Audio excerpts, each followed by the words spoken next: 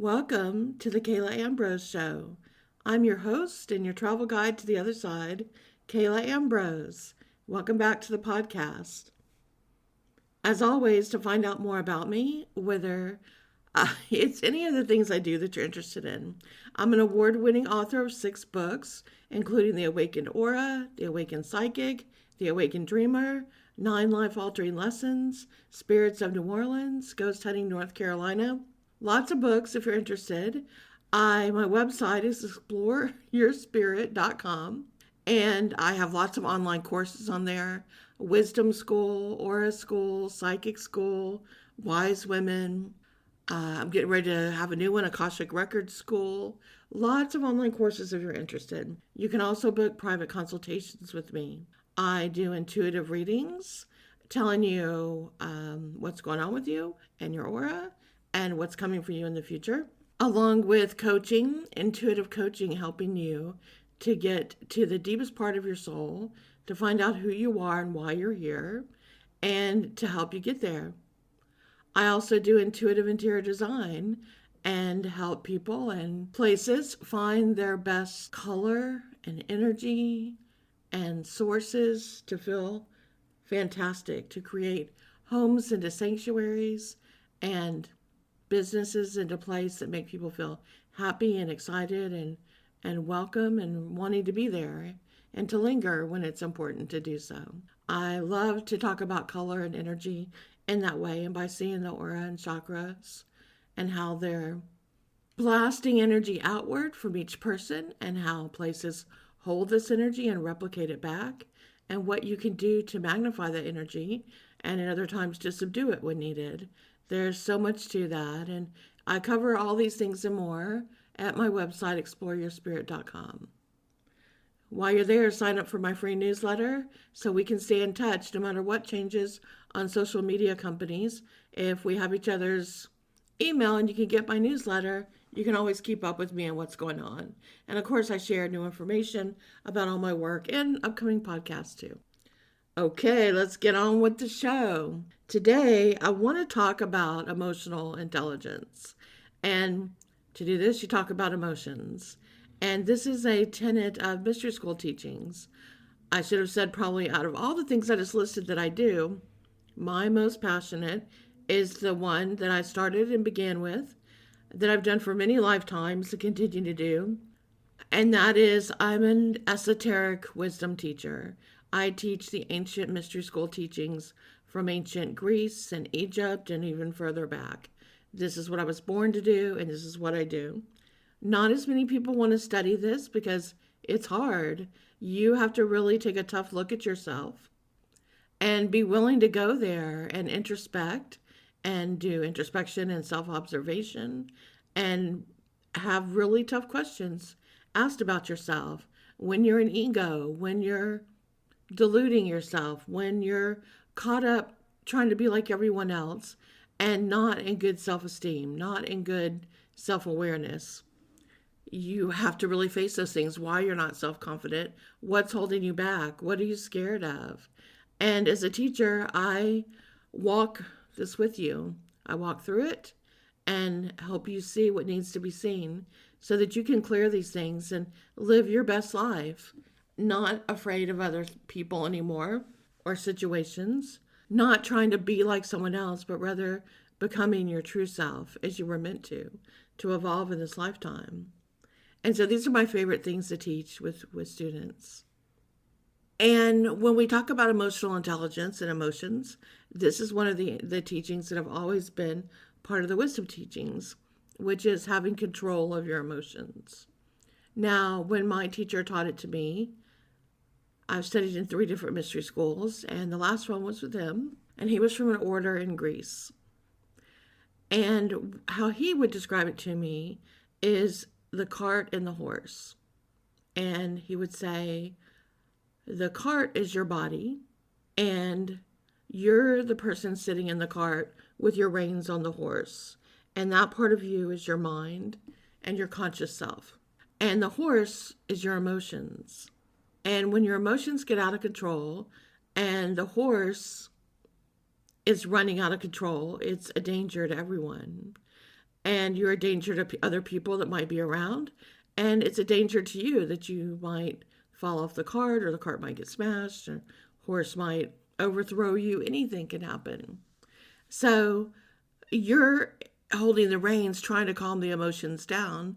But if you don't have a good command of how to do that, your emotions are stronger and they run wild. Just like if you don't really know what you're doing with a horse, you might be there holding the reins or yelling at it or trying to stop it. But if the horse is really upset and it doesn't have a good partnership with you and knows to listen to you, it's going to continue to run and cause a problem for everyone.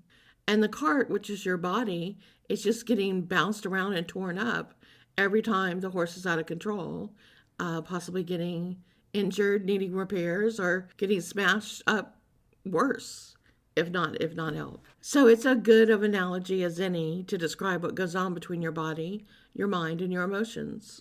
So the other day I was talking with a good friend of mine, and she's a teacher and she does social emotional learning. And if you haven't heard of it, some people will shorten it and call it SEL. It's in the classrooms now. It's attempting to teach children how to deal with their emotions and how to deal with problems in this way. It's said now, as tough as things are in the world, that dealing with your emotions is more important than almost any other skill you can learn. With emotional intelligence, which is kind of the birthplace of social emotional learning, it focuses on self-awareness and being able to, like I said, introspect and find your own self-confidence. It works on self-management, having to have that awareness again, but also that control of your emotions, and to be adaptable. It focuses on social awareness, which is having empathy. We've seen empathy kind of disappear with the younger generations in more recent times. They're not as aware and connecting in that way. It also means things like being aware of other people, being aware of what they call reading the room, taking the temperature, what's going on. It's as simple as being a good listener, really. And there's relationship management, which is, if you're a leader, are you a positive leader? In the sense, are you inspirational? Do you rally everyone to work together and to do their best? Instead of being a bullying type of leader, just shouting out orders and expecting people to jump? Do you encourage collaboration? Do you help people understand the good part of changes? Is your influence used for good? Are you more of a coach type of leader, a mentor, someone who's walked there and now is turning around to help others to take the same steps and to learn and to grow in that way? And that's kind of what SEL and emotional intelligence is trying to help. First of all, to help the person individually. You can't really share and teach what you don't know.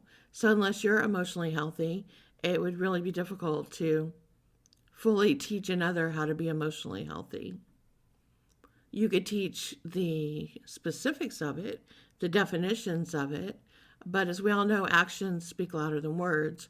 So if you're not embodying it, and if it's not coming out of you energetically, people are going to see through it pretty quickly and see that you're not a true aficionado, not a true expert in it, because you haven't received that emotional, healthy balance within you. So it's very important in any of this type of work to be able to walk your talk. And I've always tried to do that with students. They've seen me go through so many things in my life, and they watch me walk out on the other side. And so not only do I endure things to go through them, I work through my emotions with it, I release and heal, and then I go on to share with others and to help them be able to grow through, recover, and heal from things that they've experienced. Emotional intelligence is so important and only going to get more important as we continue to expand and evolve. I think this all tracks back to psychic ability, though. And so you might be asking, Kayla, how do you see that? Well, I think intuition is tied to emotional intelligence. Empaths are extremely psychic and intuitive, and they can really read things very well emotionally. I think we all have intuition, And part of intuition is being able to see into people, to read the room, like I said, to take the temperature of the room. And that's part of your intuition that picks up. It's that side of the brain. It's opening up and seeing what's going on. It's just a step further than just being emotionally aware. Your intuition will help you see and feel things that aren't necessarily apparent to everyone else in the room. So our intuition helps very much with this. And if you're good at social emotional learning and emotional intelligence on your own without ever being shown, there's a good chance you're very intuitive and possibly an empath as well. A lot of psychologists that have been studying these principles of emotional intelligence are saying that they believe now it's more important than your IQ. They call it your EI or your EQ, emotional intelligence or emotional quotient. And they believe this is going to serve people more in the future than actually their IQ. Because leaders need to use emotional intelligence first to better understand themselves and then to understand everyone who works for them. And that's how you really connect people as a team. It helps you to understand and interact with other people and then to find ways to work with them according to what they need. And this sets the tone for you as a leader. We've all seen this, movies made about this, people who complain about it. I think for a couple decades now, with polls that are taken, showing why do people leave a job, the number one reason is usually a bad boss. People will take a lot, even make less, have less, work in tough conditions. If they feel understood, if they feel they're part of something that's important, and they have a boss who appreciates them and makes them feel seen, they will do a lot above and beyond for no other reason but that. And more people will quit even when more money's offered to them, more of everything. If they have a bad boss, they will not stay, they will quit. And finally, corporations are starting to realize this, that bosses who lack emotional intelligence, they really have trouble relating or understanding people. And so that leads to the turnover. And if they're not able to really connect emotionally, they are no longer going to get promoted in the same way. It's easy to get someone that could usually do almost any skill that you're looking for, but someone who can understand intuitively, emotionally what people need is rare. And it shouldn't be. People should be taught this. And this is why it's being addressed now in schools, because this is how things will change in the future. And it's not just understanding what others are feeling emotionally. Like I said in the beginning, it starts with the person themselves. So if you have a boss, a leader who isn't emotionally intelligent, who can't even identify with themselves or their own emotions and can't connect and can't emote well, they're not going to be able to do that with other people. So they're not really suitable for leadership. They'll never really make it very far in their career.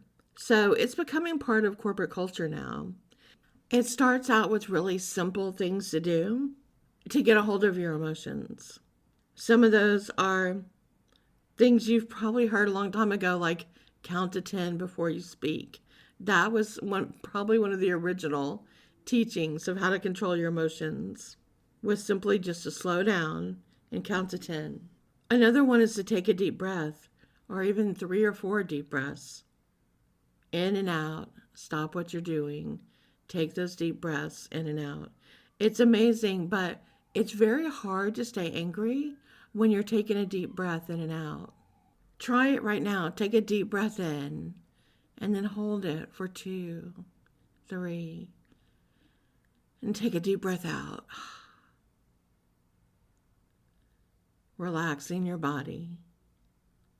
Take another deep breath in, deep, deep. Pulling that breath in. Hold it. Hold. And now breathe out, exhale. Do this for 3 or 4 times and watch your body. It is hard to breathe deeply and keep anger within. Anger has to come out in little huffs, ha, ha, ha, little short breaths. Anger has to come out in that way That's the energy of anger. That's what I see in the aura. When someone's angry, their aura gets spiky and it's like, ha, ha, ha. It's like poking. It's poking at the other person. Sharp, like porcupine quills or something like that. When you're in a flowing state of energy where ideas come to you, where people want to engage with you, you're in that flow of a deep breath. Feels very different physically, emotionally, basically in every way you can imagine. When you have good EQ, when you have a high EQ, when you're emotionally intelligent, you're not impulsive and you're not hasty. You think about things and you absorb them. And that also means not just thinking before you do, but feeling before you do. You let all the emotions wash over you and through you. And then you are able to identify them. Am I reacting this way or thinking this way because I'm scared? Am I nervous? Am I afraid of change? Am I insecure? Do I have trauma? And this is a reaction to the trauma? Am I afraid of what others will see? Am I unsure of who and what I am? This is usually where we get triggered. And so when we have emotional intelligence, we're able to recognize this because we're all human and we're going to have emotions.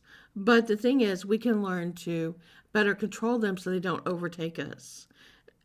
Instead, we experience them. And as I teach my students in class, to picture their aura like a colander, just like a colander when you pour pasta and the water comes through the little holes. Picture your aura at that moment when you're hit by something emotionally like a colander. So you're feeling the emotions, but then you let them drain right through the holes and leave your body. And then once you let that big splash of emotion wash through you, you can then filter down and then ask yourself these questions. Why am I feeling this way? Why am I panicked about this or anxious or stepping into fear? Or why am I excited about this? Why am I really wanting to do this? What is this telling me about myself and what motivates me and makes me passionate? When you take this down, you're able to shift a little bit. You're able to be in the energy, but you've shifted the energy so it's not overwhelming.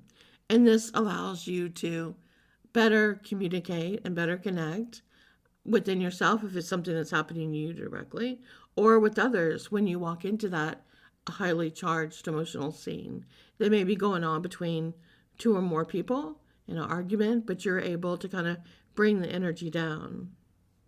People that have good emotional intelligence, we're usually very attracted to. We're drawn to. It's a magnetic energy. It's because they're comfortable. They're at ease with themselves. They have good self-esteem, good self-confidence.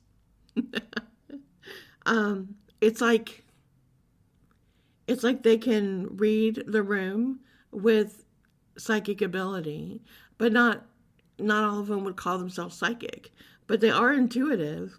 And that's because I believe that, scientists talk about how little of the brain we use. I don't remember the percentage, but it's very small, very, very small of the amount of brain that we use versus how much ability we have to. And I believe that psychic ability is part of that brain power that only certain people have learned to tap into. And those that have that come back with that, it makes it seem like it's some type of superhuman ability, some type of woo-woo magical ability, but it's just using a part of the brain that some people don't have access to yet or don't know how to access. And it's tied to the part of the brain that also has to do with emotions and creativity. This is why a lot of people who are more emotional and creative are able to tap into their intuition and their telepathy and their empathy much greater than those who stay more in the logical side of the brain and can only believe, process, and understand what they see directly in front of them. Sometimes it's a more scientific, data-oriented type mind, like this plus this must equal this or nothing else can be. And there's no sense of understanding that there's so many other equations that are possible. And sometimes when you get caught in that belief that you think it's only black and white, can only be this one thing, your mind is not open to see how many other possibilities there are. The more creative, the more emotionally intelligent a person is, the more they're able to see that there are hundreds, sometimes thousands of patterns and abilities and directions that any problem, situation, question, thought in life can go. The more that side of the brain is used, the more creative that person becomes, the more in touch with their emotions they become, the more emotionally intelligent they come. And the next step from that is to open up into psychic ability and to be more intuitive and more psychic. It's triggered in that part of the brain. And hopefully, in not too much longer of a time now, people will really understand this, and that intuition is part of just exercising that part of the brain and opening up more of your mind. And this is why, unfortunately, people who try to study this to get data are the ones who rarely believe in psychic ability and also don't have a lot of emotional intelligence. They're very disconnected from their emotions and actually uncomfortable with emotions, usually in themselves and around other people. So it's almost like they've put blinders on where they literally can't see it because they're operating in just one small part of their brain. So it's like speaking a foreign language to them. They can't process it because they themselves are not experiencing it, because they've either blocked that whole side of their brain off, or they're unwilling to put down the blockages that were created there for some reason in order to feel. And the more they block it, the more overwhelming emotions feel for them. And so the less they're able to do to connect with that and to get through that first, which would probably feel like a tsunami of emotions, to ride through those waves, to then get to a point where they could be in control of their emotions. So instead, they try to block them, which causes disease in the body and dysfunction. And they end up just occasionally emoting with anger. It's when it builds up, it becomes like a volcanic burst when it finally comes out in anger, because they don't really know how to handle their emotions. They're emotionally illiterate, for want of a better word in that sense. So we can all learn to be more emotionally intelligent, and it starts by identifying your emotions and then understanding them. Like I said, being able to introspect and self-observe and stop yourself when you're feeling those emotions and say, why am I feeling this emotion? Is it fear? Is it jealousy? Is it a sense of feeling out of control? What's causing this emotion? This is where we're evolving. This is where we're going. In short, it's also the ability to see love. The more emotionally intelligent we are, the more we're able to see love within ourselves, to see it in others, and eventually to love everyone. To be able to see and accept people as they are, where they are, and to find the love. I call this seeing love through the chakras, because we're able to see kind of the evolution of each person and where they're able to emote and love and feel through the range of their chakras. And so how you see love depends on where you're looking, through which chakra is activated for you. This really defines where you are in your evolution. If you're stuck in your first chakra, which is fear and flight and needing to feel grounded, and that's where you spend most of your time in that chakra, you're going to see love in a very different way than someone in their higher chakras. You're going to be a little more possessive. You're going to be a little more jealous. You're going to see love as someone who will provide for you in a certain way that will make you feel safe. And safety will be so important, and you'll want to ground in that way, so you will attach to anyone who gives you that perception, whether they're good or not. You're in such a fear place in the first chakra that anyone who makes you feel safe for a moment, you will stay with them before even looking to see if it's the right person. And you don't grow a lot because you stay in that fear mode at that place. If you're attaching love through the second chakra, which is the sexual chakra, you're going to attach it through how that person makes you feel intimately, and if that person's a good sexual partner. And if you connect that way, that's where your emotions will stay as well. So if that one part of your relationship stays intense and active, then you're going to see love through that way. And that's what your emotional intelligence will be. If that's good, then you think everything else is good. And so those are the type of people who don't know how to communicate and work out their problems in other ways. They're the ones who talk most about make-up sex because they let things fester between them and their relationship. They don't know how to communicate with each other or talk it out. They don't know how to help each other or get to each other. All they can do is let it build up and build up till one of them fights, and all that built up, pent up energy explodes between the two of them. And then they make up in that way back in the second chakra, and that holds them off a little bit longer till they go again.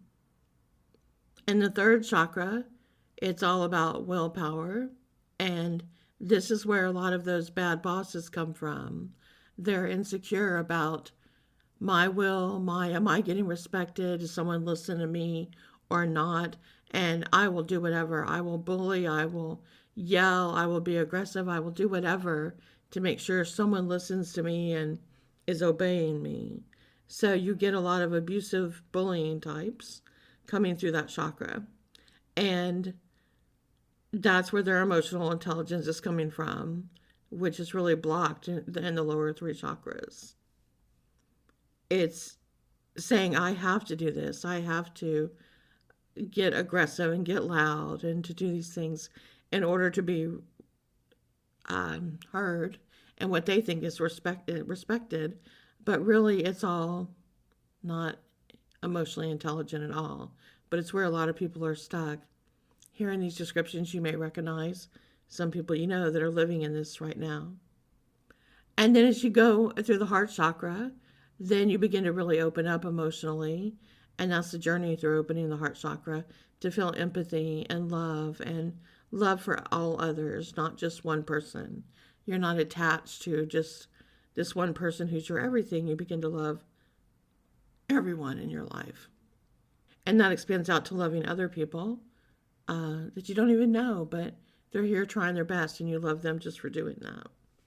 And at that point is when you really begin to connect with emotional intelligence and empathy and all the other things that SEL is trying to teach. And so SEL focuses on helping when you feel those fear and anger and pent up emotions that are all happening through the ego, which is in the lower three chakras.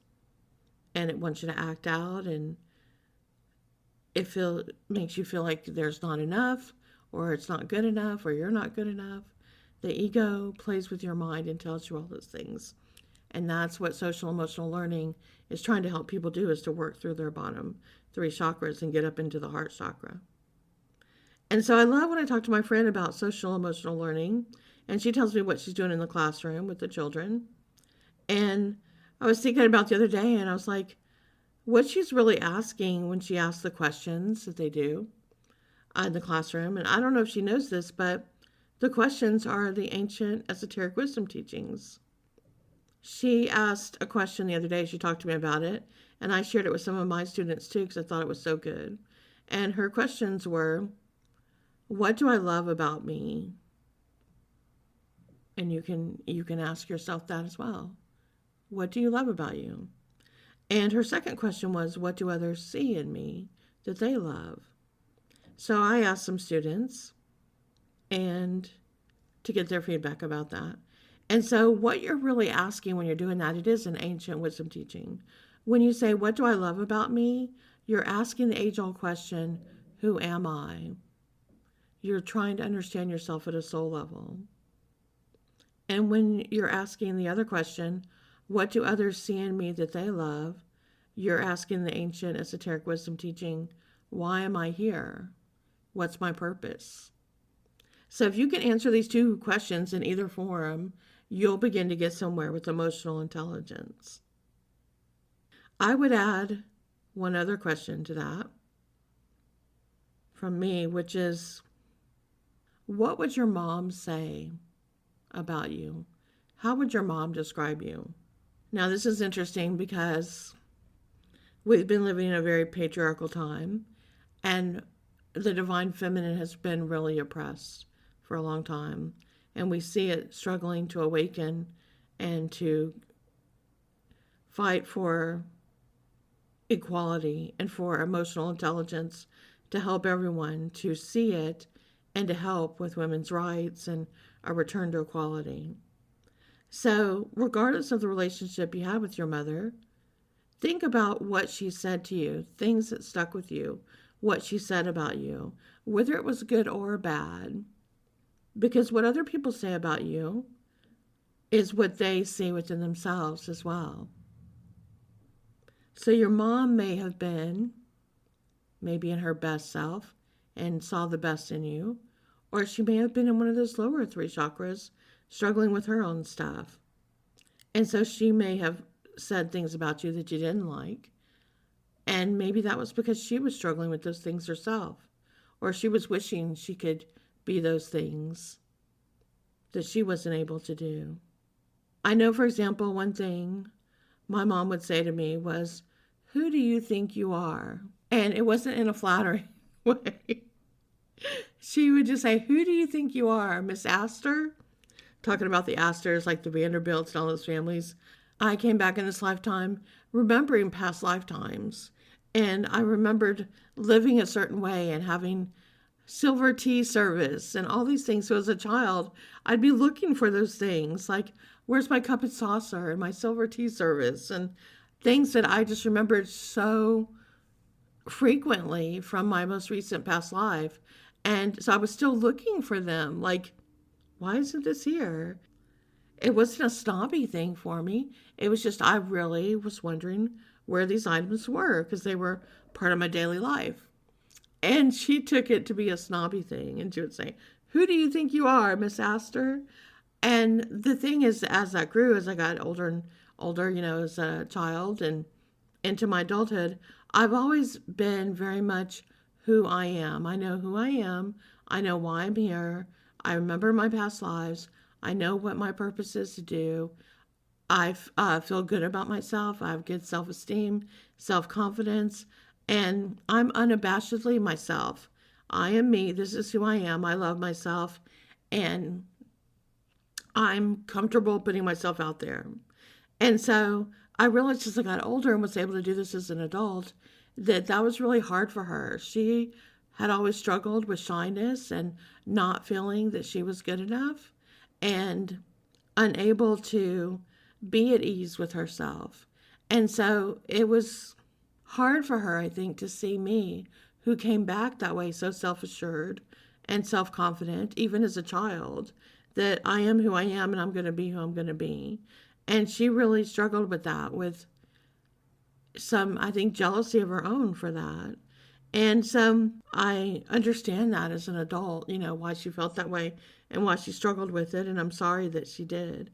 So it's interesting. You can go back and think about these things when you're working on your own emotional intelligence and growth and see what others have said. And if it affected you, then think about it and resolve not to let it affect you. Resolve to see that it's part of what that person was going through, or part of what they're missing or wish they have that was coming out in that way. When a person isn't able to do something, part of what they try to talk themselves into is that they wouldn't want to be that way anyway, and that it's not good, and it's okay that they don't have that because maybe it's not a good thing to be. So because she had never felt comfortable doing that within herself, she had tried to have that self-talk herself that maybe that wasn't good. Maybe people who are that self-confident, or that self-assured, maybe they're not good people. And we all can use examples like this to see where we may have talked ourselves into that.